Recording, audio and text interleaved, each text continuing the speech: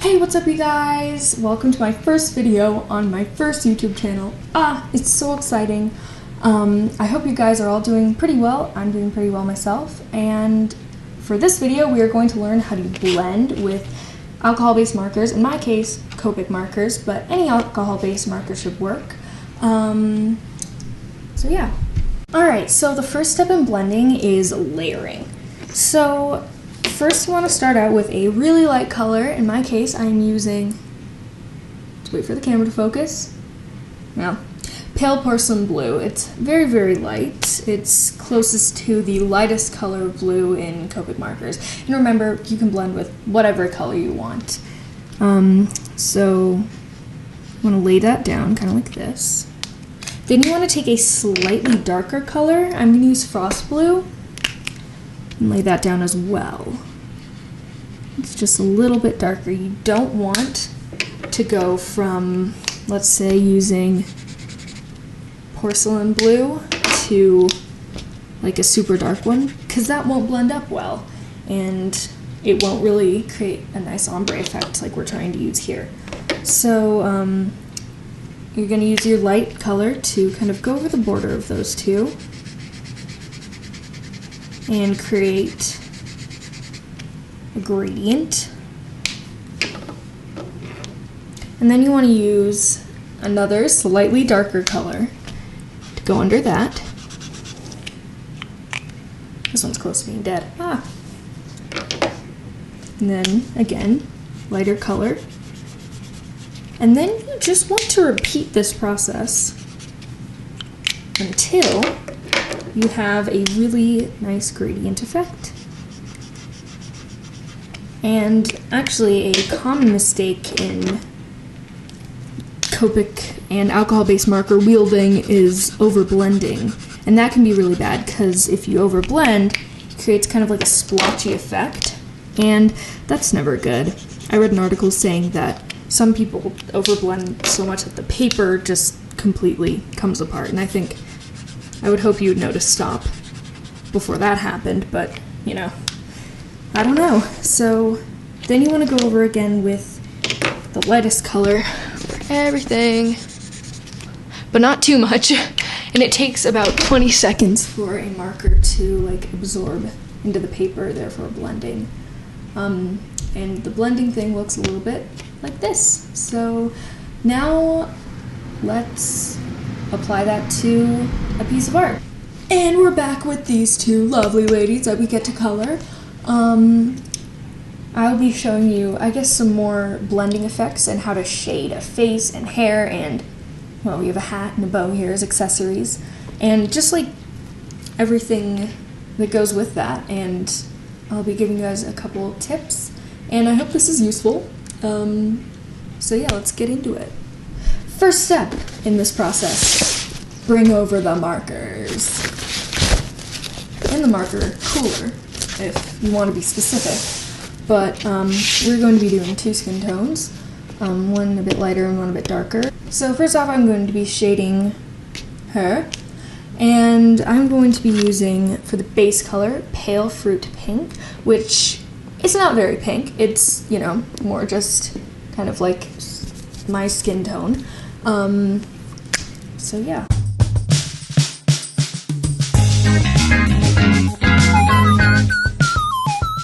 So an important thing during shading is if you're going over a heavily kind of marked up area with a pen, such as, you know, this pen and this area, you want to, after you color it,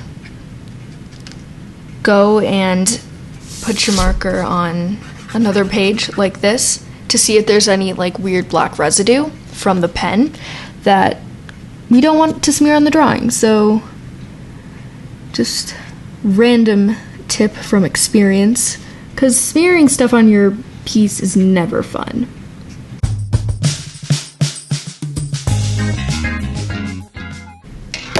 Alright, second step, shading.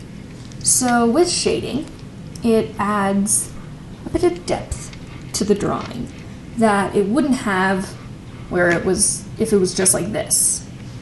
So basically I'm going to teach you guys how to shade with some fancy colors and just normal colors, and you can kind of combine them into one and make it look super cool. Alright, so first step is barley beige, this color. Open it up and I will show you the magic. So go on the side of the drawing like this and kind of go down in long, precise strokes like this. Let's get this out of here. Go down, have it kind of blend in there. Have it kind of go into the eye a little bit. Well, not into the eye, but around the eye. We're gonna have it kind of up by the bangs because, you know, hair can cast a shadow. Like this, under the bangs. It's getting onto the hair. And remember, you can make mistakes in art. I'm making mistakes. I'm not coloring inside the lines right now, so that's fun.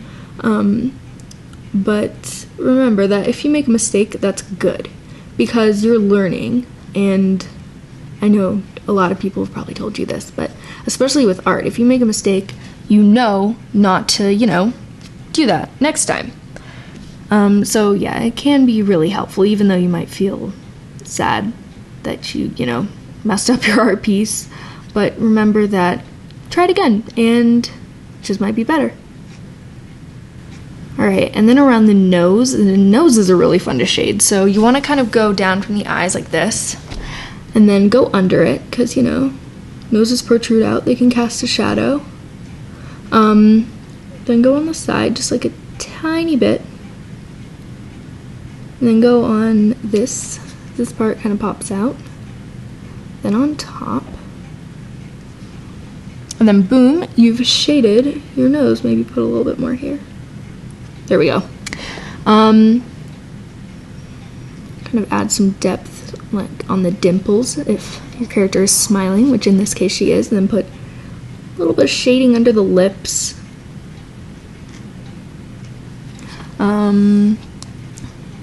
Do this because she has cheeks. Just a little bit. Don't put like huge lines going like boom. And then you want to go under the neck. Let's move this. Like this. And it also kind of depends on the light source. So right now I'm just teaching you basic shading. But if you were to, you know, be working from a light source, the light might be coming from over here, back here, wherever, and that would change the orientation of the shading. But I recommend using a reference for that, because I honestly still haven't figured out light sources. Alright, so you want to take the base color, this is on the camera. This one, I forgot what it's called, pale fruit pink, and go over it. But not too much. Remember, you don't want to tear up the paper or get splotches anywhere. The splotches are not fun. Go.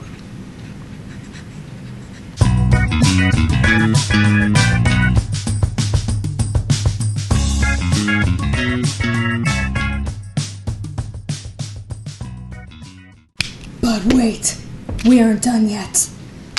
I'm going to take light grape and very, very carefully, with very small strokes, or else it will look crazy,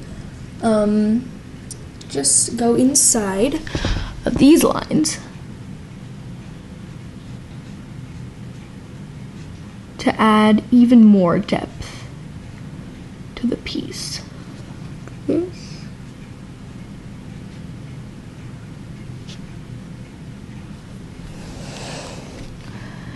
Shading with purple is always a really good choice.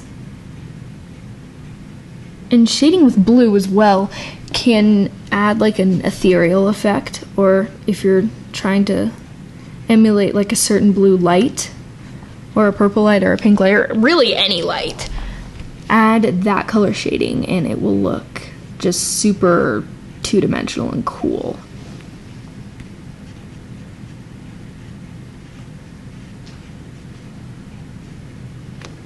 Shading with purple is always a really good idea because it's, you know, kind of the color of some shadows, and it's just like better than shading with a darker brown.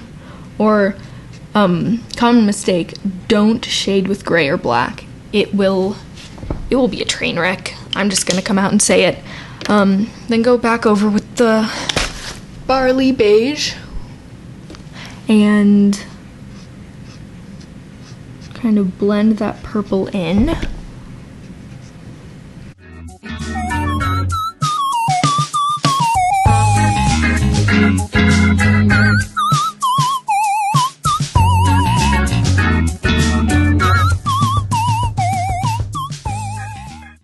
Wow, look at her. Then take your pale fruit pink, the base color, and go crazy. Well, don't go crazy, but you know, go over all these lines.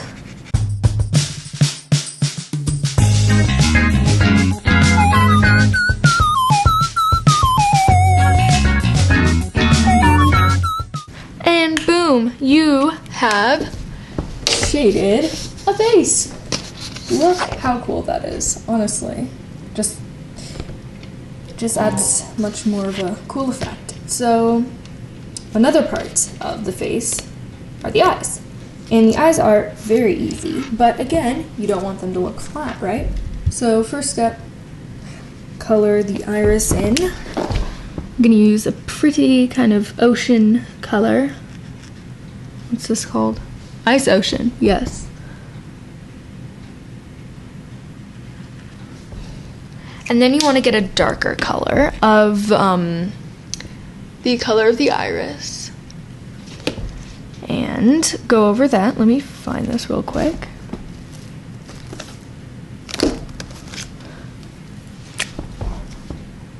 You want to go over kind of the top. Like right where it meets this.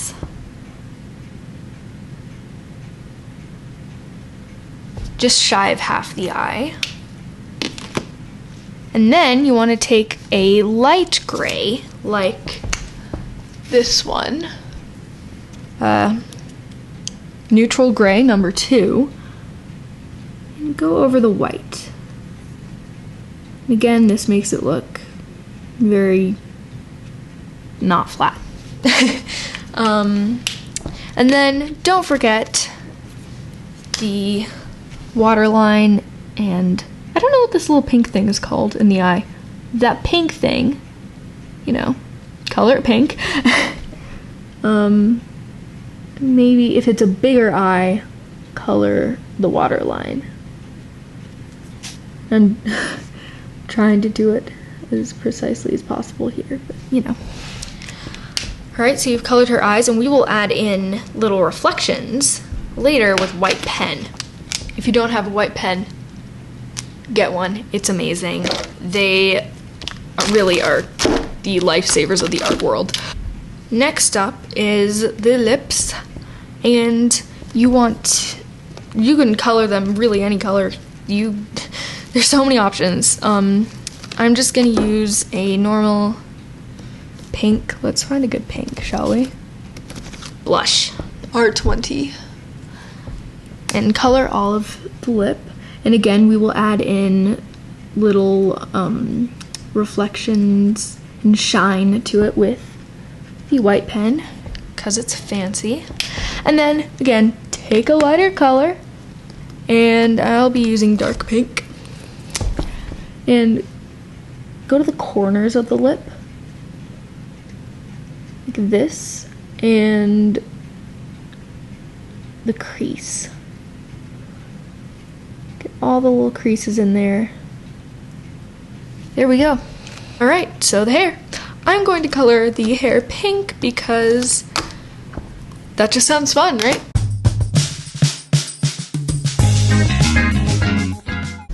All right, so we've colored that in, and now we need a darker color.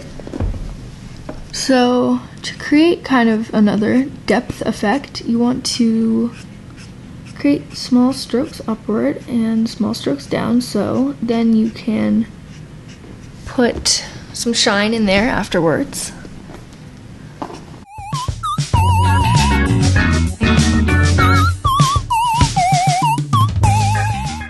And now, just like you did on the face, you want to take a darker color and just shade on a smaller scale, and then we'll blend it all together and it will be magical. I almost forgot about the eyebrows. Eyebrows are very important because they're eyebrows. I'm gonna start with kind of a darker color because it looks less creepy if it's, you know, like a brown eyebrow rather than a pink eyebrow, because I think only psychos dye their eyebrows. No offense if you dye your eyebrows. Now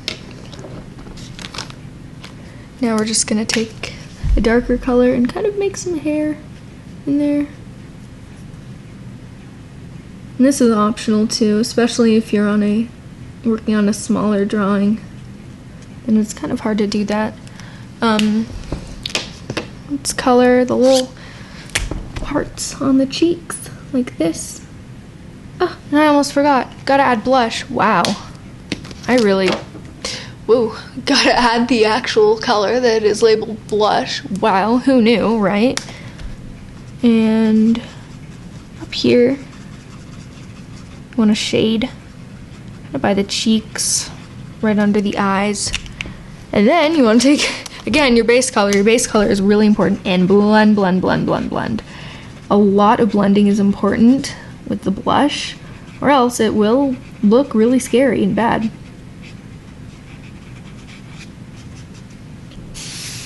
And moving on to this one, which is a darker skin tone, but I will just show you the basics of this and the hair, and so yeah.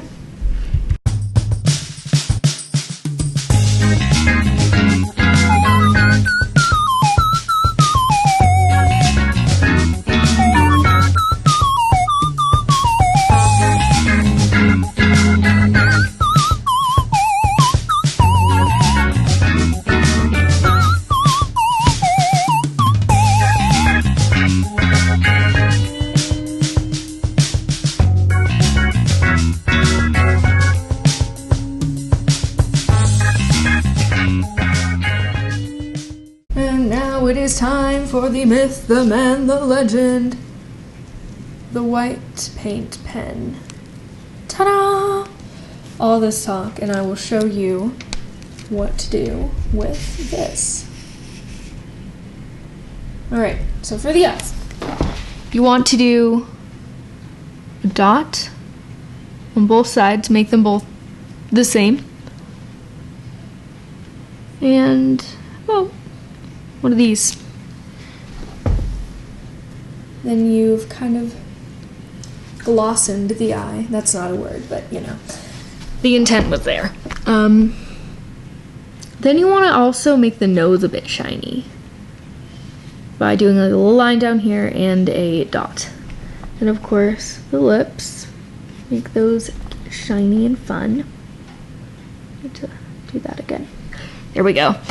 And for the hair is very important. So in between these kind of pink lines, you want to just make a really uneven white squiggle, really. And with her, you want to do basically the same thing. However, you don't want to mess with the hair unless you colored over something that you didn't want to. So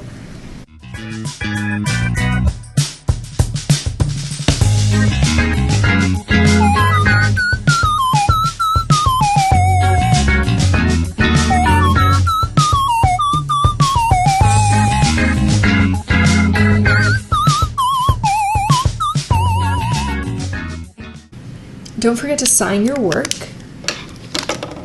because signing your work is very important so people know that it's yours. And you can also date your work, which I don't date my work because I'm lazy and I never know what day it is. That's my problem. So yeah, I'm just going to sign this. And I really hope you guys enjoyed the video.